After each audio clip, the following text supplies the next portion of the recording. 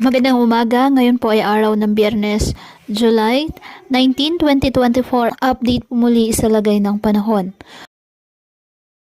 Ayon po sa pag-asa, patuloy pa rin na nagpapaulan ngayon sa iba't ibang bahagi ng ating bansa ang isang low pressure area na nasa loob ng Philippine Area of Responsibility. Ngunit kumikilos na ito papalayo ng ating Philippine landmass. Patuloy pa rin naman na nakakaapekto ngayon ang southwest monsoon kung saan pinalakasin po na nasabing sama ng panahon sa Southern Luzon, Visayas at Mindanao kung saan nagdadala din po ng mga pag-ulan sa mga nabanggit na lugar. Samantala, isang low pressure area rin po nasa labas ng Philippine Area of Responsibility.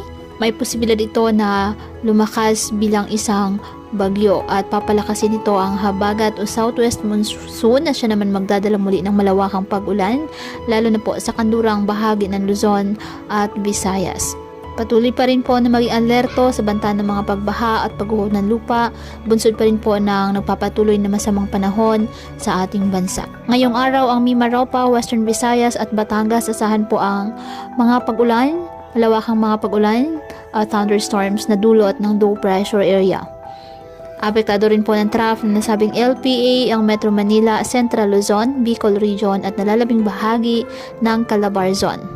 Ang Mindanao at nalalabing bahagi ng Visayas, apektado po ng habagat. Asahan naman ang mga localized thunderstorms sa nalalabing bahagi ng Luzon. Kaya patuloy pa rin po natin na pinag-iingat ang ating mga kababayan sa banta po ng mga posibilidad ng pagbaha at pagguho ng lupa lalo na kapag may malalakas na ulan at ugaliin po na magdala palagi ng payong o hatan mo panangga sa ulan sa tuwing lalabas po ng ating mga tahanan. At yan po muna ang update sa lagay ng panahon ngayong araw.